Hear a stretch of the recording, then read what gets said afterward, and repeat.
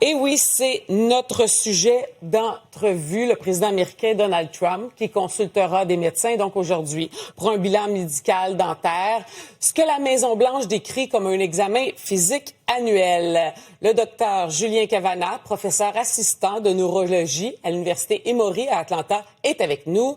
Docteur Cavanagh, bonjour. Bonjour. La santé du président attire l'attention quand même depuis un moment.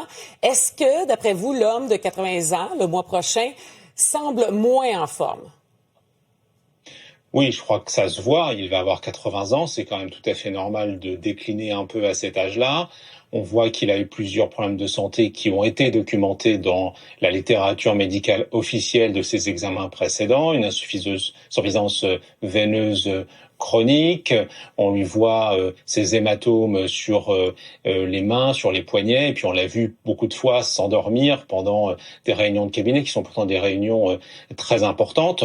Donc ça se voit, et même s'il est dans le déni et que il y a tout un tas de quelque chose d'un peu cosmétique dans la façon dont les rapports médicaux sont présentés, c'est un homme quand même qui porte son âge, et ce que les Américains se rendent bien compte. Oui, parce que c'est ça, les présidents n'ont pas quand même l'obligation de fournir au public toute leur information de santé. C'est bien ça? Il n'y a aucune loi aux États-Unis d'Amérique qui oblige les présidents des États-Unis à déclarer leur état de santé. Donc c'est uniquement sur la base du volontariat. Il faut aussi garder en tête que les présidents des États-Unis ont le droit au secret médical comme tout un chacun. Et les médecins qui sont donc dans la position de rédiger ces rapports médicaux ne peuvent révéler au public que ce que la Maison-Blanche, que ce que le président des États-Unis accepte de révéler. Alors on ose espérer que l'éthique médicale ne porte pas ces médecins à faire de fausses déclarations dans les rapports, mais il peut tout à fait y avoir des omissions ou en tout cas des choses qui sont un peu raccourcies. Et c'est ce qu'on a vu dans les rapports médicaux qui sont sortis au cours des derniers mois. Il y avait des examens complémentaires qui étaient mentionnés, mais qui étaient marqués comme normaux sans qu'on ait tous les chiffres qu'un œil acéré aurait aimé voir, comme quels auraient été par exemple les résultats précis de son échocardiogramme, de son écho du cœur, de son Doppler, c'est-à-dire ces examens des vaisseaux du cou, etc. On aurait aimé avoir les détails, mais on n'a qu'un mot normal, optimal, des choses très très brèves dans ces rapports. Et est-ce que c'est le président ou l'entourage du président qui choisit les médecins? Alors, évidemment, comme tout à chacun, il a le droit de choisir les médecins qui lui conviennent. Les présidents des États-Unis, cependant, sont suivis à l'hôpital militaire Walter Reed, où il y a une équipe médicale qui a l'habitude de prendre en charge les présidents. Donc, il y a un médecin qui est attribué à la Maison-Blanche, dans lequel le choix du président et de son équipe est proéminent, et ensuite qui va consulter des spécialistes, et là, c'est laissé vraiment à la discrétion du médecin du président pour aller consulter d'autres spécialistes, et tout ça se fait à l'hôpital Walter Reed parce que c'est là qu'il y a le plateau technique pour faire ces examens complémentaires dont je citais quelques exemples. OK, là, je comprends. Mais donc, là, en ce moment, c'est vraiment un examen sur sa santé physique, là, mais on ne parle pas d'un test cognitif, là, entre autres.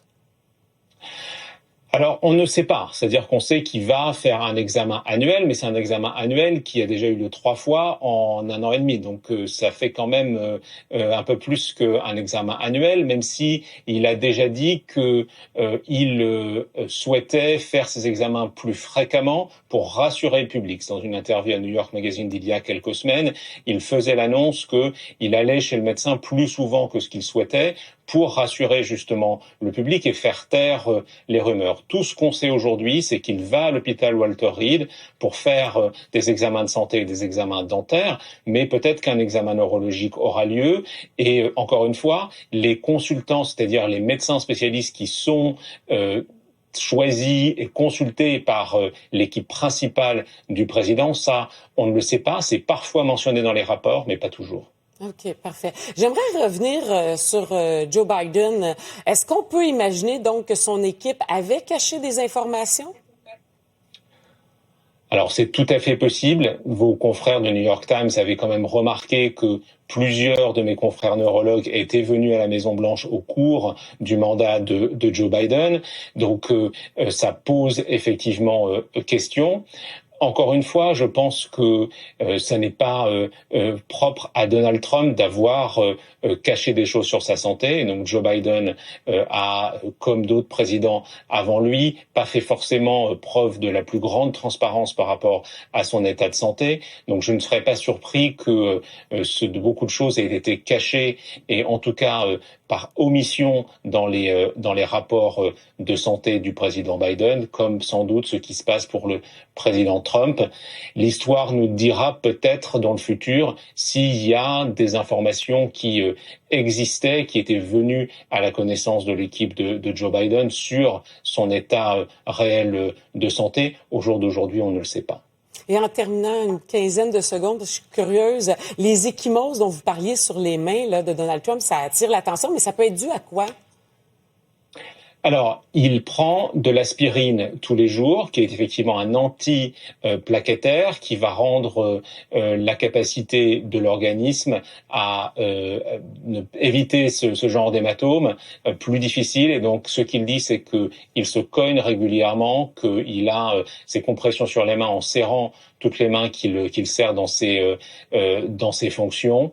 Dont acte, on ne peut pas en savoir plus. C'est plausible, en tout cas. En tout cas, ce qu'on sait, c'est qu'il prend plus que la dose d'aspirine qui lui est recommandée par ses médecins parce qu'il a une idée préconçue que l'aspirine est un médicament positif à prendre. Donc, vous voyez, Donald Trump, comme peut-être certains d'entre nous, fait un peu ce qu'il veut. Oui, c'est ça.